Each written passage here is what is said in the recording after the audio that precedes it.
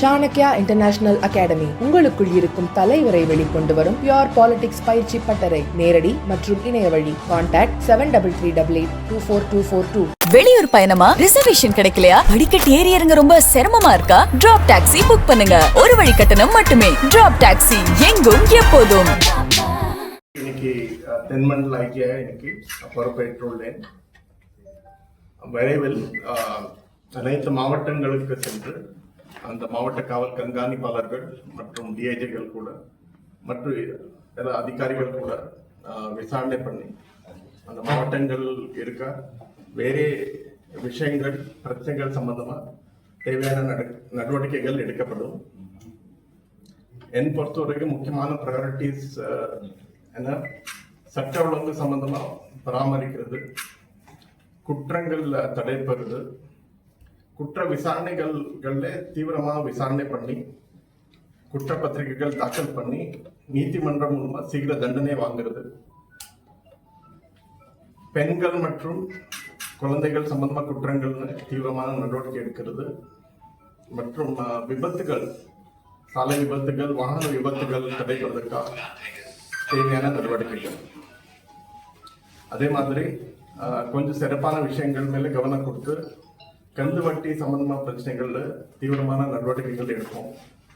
அது சம்பந்தமா தேவையான ஸ்பெஷல் முகாம்கள் கூட ஏற்பாடு பண்ணுவோம். போதைப் பொருள்கள் விற்பனை இருக்கட்டும், போதைப் பொருள்கள் வாங்குறது இருக்கட்டும், ட்ரக் ஃப்ரீ தமிழ்நாடு நோக்கத்துடன் ரொம்ப தீவிரமான நடவடிக்கைகள் அனைத்து மாவட்டங்களில் எடுக்கிறதுக்கு ஏற்பாடு பண்ணுவோம். ட்ரக் ஃப்ரீ டிஎன் ஆப் எல்லாம் எடுத்து வைப்போம். இந்த மாதிரி டெக்னாலஜி சொல்யூஷன்ஸ் ஜாஸ்தி யூஸ் பண்றதுக்கு என்கரேஜ் பண்ணுவோம். அதே மாதிரி 112 கால் ஃபெசிலிட்டி எல்லாம் இருக்கு. இந்த வசதிகள் கூட அதிகமாக யூஸ் பண்றதுக்காக நம்ம என்கரேஜ் பண்ணுவோம். மணல் திருடல் இருக்கட்டும், சைபர் குற்றங்கள் இருக்கட்டும், பொருளாதார குற்றங்கள் இருக்கட்டும், இந்த மாதிரி குற்றங்கள்ல கவனம் கொடுத்து சீக்கிர சட்டப்படி நடவடிக்கை எடுக்கிறதுக்கு தேவையான ஆக்ஷன்ஸ் இருக்கும். அதே மாதிரி எல்லா மாவட்டங்களிலும் எந்த காவல் நிலையத்தில் ஜாஸ்தி குற்றங்கள் இருக்கு, இந்த காவல் நிலையங்கள் ஐடென்டிஃபை பண்ணி தீவிரமான அங்கே நடவடிக்கைகள் எடுத்து அந்த காவல் நிலைய குற்றங்கள் ரொம்ப குறைவா பண்றதுக்காக முயற்சிகள் எடுப்போம். அந்த காவல் நிலையங்கள் மாடல் மாதிரி காவல் நிலையம் ஆயிட்டு மாற்றுவதற்கான முயற்சிகள் எடுப்போம். அதே மாதிரி அனைத்து சீனியர் ஆஃபீஸர்ஸ் டிஎஸ்பி இருக்கட்டும், எஸ்பி இருக்கட்டும், நாங்கள் கூட மாவட்டங்கள் விசிட் பண்ணும்போது காவல் நிலையத்துக்கு விசிட் பண்ணி காவல் நிலையத்தில் மக்கள் பிரச்சனைகள், மக்கள் புகார்கள் மேலே உடனே சட்டப்படியா நியாயமான மற்றும் முறையான நடவடிக்கை எடுக்கிறதுக்கு என்னென்ன ஏற்பாடுகள் தேவை இருக்கு அது நம்ம முயற்சி எடுப்போம்.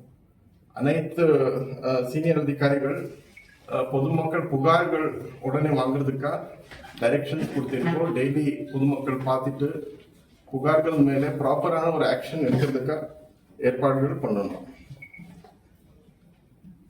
கடைசியா சொல்லணும்னா அனைத்து காவலர்கள் ரொம்ப டிசிப்ளின்டா கட்டுப்பாடா இருக்கணும். என்ன இருந்தாலும் சட்டப்படி நியாயமான கரெக்டான ஒரு வேலைகள் செய்யணும்.